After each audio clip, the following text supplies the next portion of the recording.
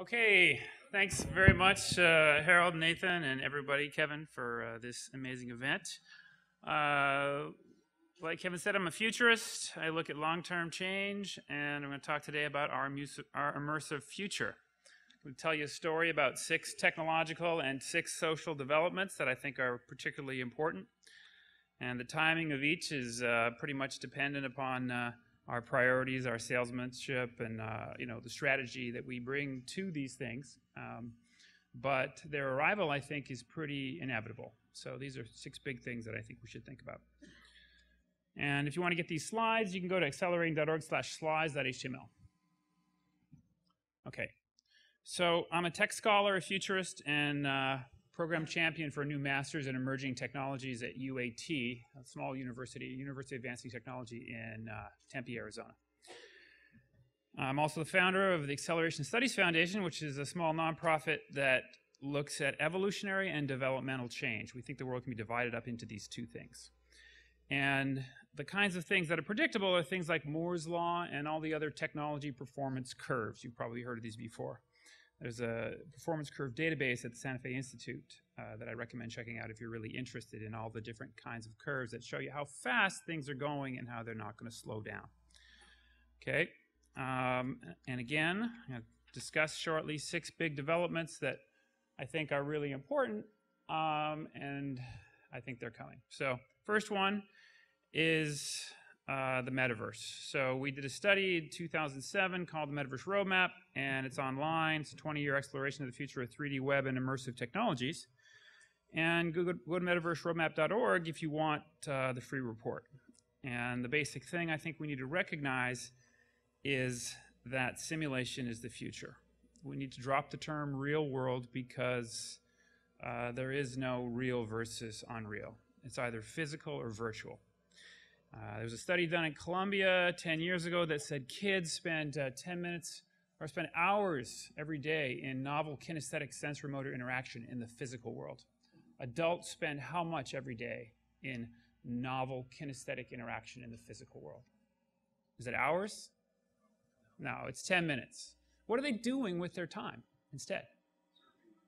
They're in simulation space. They're running virtual realities in their heads.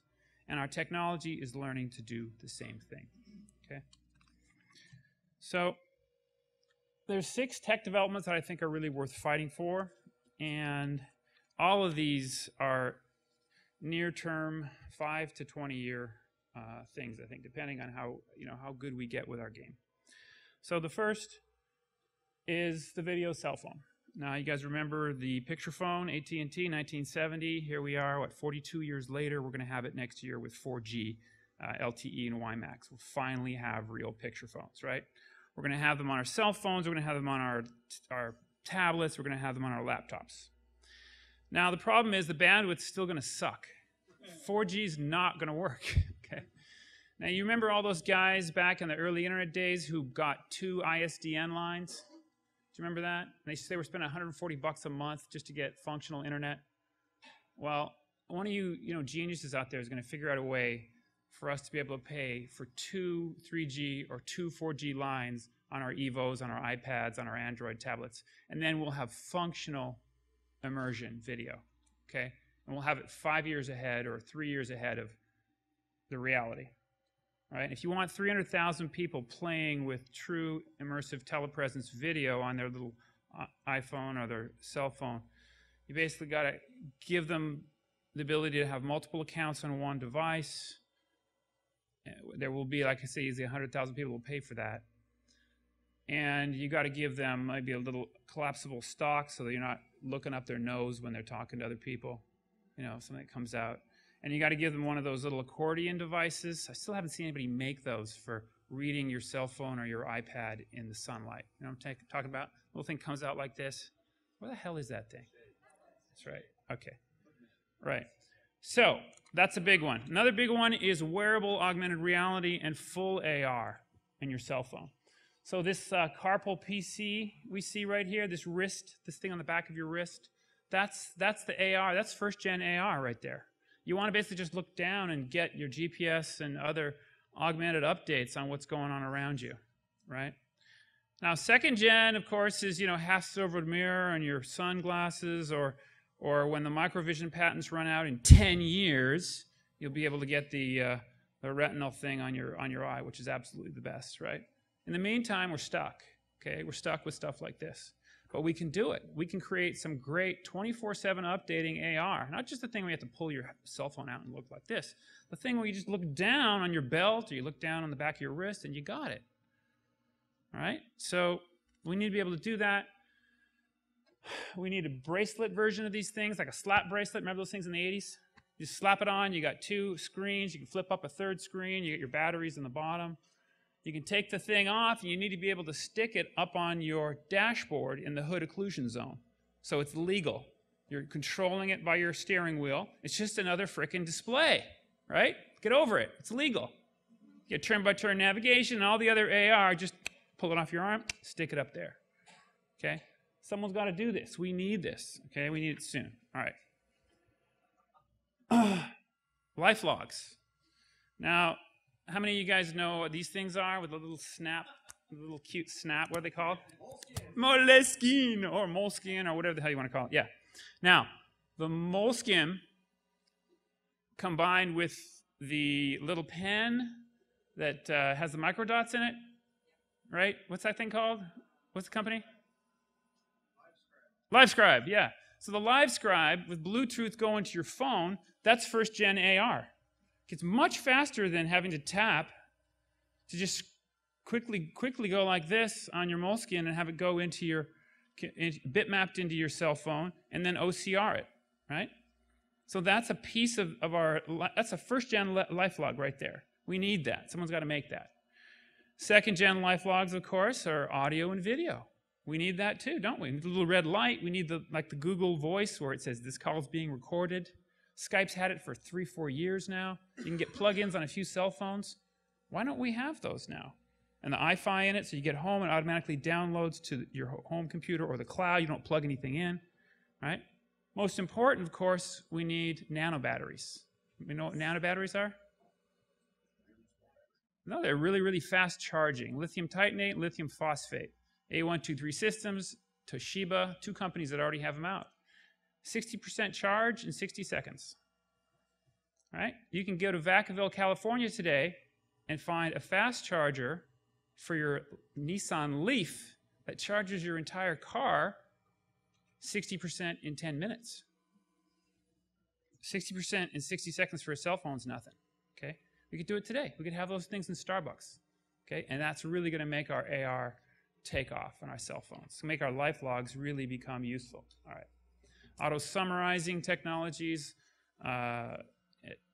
auto-transcribing technologies, they're already there. We just need to have a platform with people using it. Internet television, true internet television, right? We have a very limited version of it today. Google Boxy Box, Roku, as we mentioned earlier, they're all coming out at the end of this year. Soon we're going to have millions of channels on our home TV, right? You're going to have social viewing, collaborative filtering, real-time chat, many other amazing features, okay? First-gen keyboards on these things are going to suck.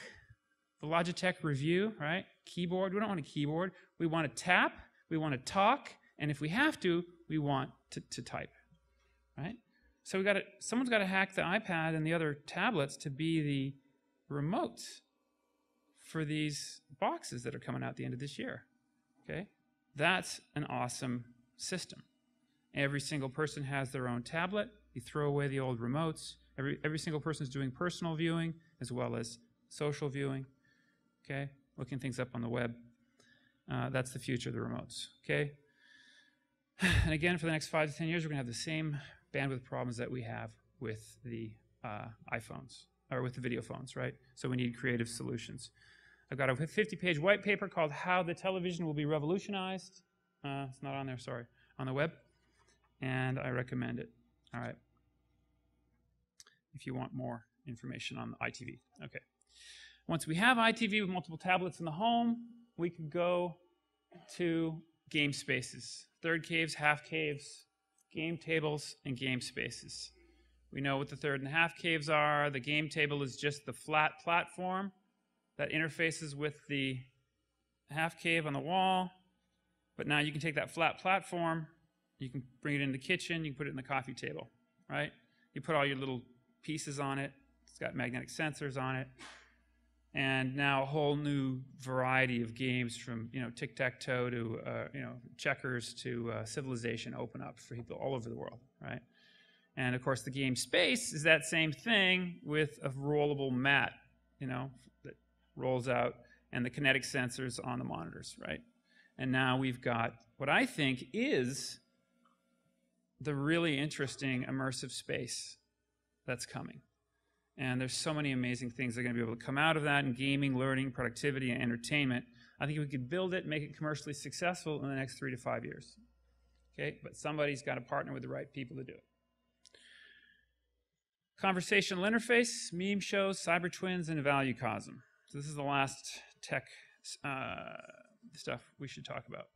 How do we make our immersive space more intelligent? Well, we're going to be able to talk to our computers, okay, within the next 5 years. Read my article, The Conversational Interface, if you want more on that.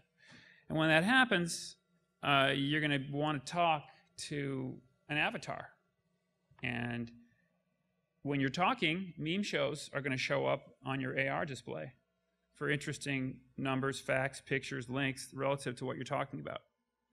And then you're going to move from meme shows to a full ValueCosm, where the values that you care about have been captured by your conversational interface, all the things you've read, all the things you've talked about, and we can start surfing the ValueCosm and finding positive sum interactions. That's when we move from collaboration to positive sum collaborations. It's going to be an amazing time. All right. The social developments. Better socialization and intimacy are pretty obvious, right? This Kate and Milo's coming out at the end of this year. If you haven't seen the YouTube video, check it out. It's going to kind of blow you away. It's very limited domain conversational interface, but the depth with which you can interact emotionally with this character is amazing. And it's just going to get even more amazing. We talk about intimacy, we have to talk about porn, right? Immersive porn, it's already well ahead of everything. And platforms there can support the much broader uses, right? We also have to talk about empathy, Just 15 minutes of guided, compassionate meditation, and I can get you squirting dopamine in your brain almost as much as if you've had an orgasm, right? And you're doing it yourself. And that's the real future of intimacy, isn't it? Is having self-control over it. All right. Better work and collaboration. We think the future of work and collaboration is the ValueCosm, but there's something else coming too that's weirder. It's called a symbiont network. Now, a symbiont network is when you got a group of, your Dunbar number of 150 people you can model in your head. You've got 150 very cognitively diverse people that you're highly immersively connected with. You're following their life streams, you're permissioned into their life logs. You guys are helping each other do everything. As a symbiont, you start out-competing disconnected groups. Thank you. That gets really weird, really fast, and read my article, Human Performance Enhancement in 2035 on the web if you want more on that. All right. Better democracy and civics. When we think of the immersive future of democracy and civics, we can see how social networks, cyber twins, the ValueCosm, symbiont networks lead to a world where every interest group has a lobby. In that world where there's thousands of governments in our country, right? Hundreds of creative cities, tens of thousands of creative neighborhoods, you get to find the people you want to work with very fast, and you get more and more different types of communities, possibly even 50 years from now, more parties, possibly even a more participatory democracy. Okay? Don't hold your breath, though. It's not going to happen overnight. All right. Better learning and entertainment and serious games. Okay? How do we get to those? You go to a bookstore today, how many titles are nonfiction? What percentage of the titles in a bookstore are nonfiction? It's about 50%. What about immersive games? What percentage are nonfiction? A lot less than 50%. Same with, most software titles, right? It's hard to do. Smaller audiences, they're more discriminating. They want to see real benefit coming out, not just entertainment. So these are later hanging fruit. but we are going to get there. There's some great examples. JohnSmart by Posit Science is my best example of this right now. 20 hours playing with this immersive game, and a 60-year-old gets better peripheral vision for 2 years and 50% less accidents over the next 2 years. So JohnSmart is now given out for free by all of State Farm, and it's going to be required by Pennsylvania for any to take as a test if you're over 60, right? And that's the future, okay? All right, tough stuff. Second to last slide. Better healing and addiction management. Think about the future of illicit drugs, okay? It's a $600 billion a year industry today, linked to terrorism, linked to government corruption. How are you going to get around that? By giving people the ability to manage their own addictions, okay? So picture a world where you got sensors that you can implant in your own body.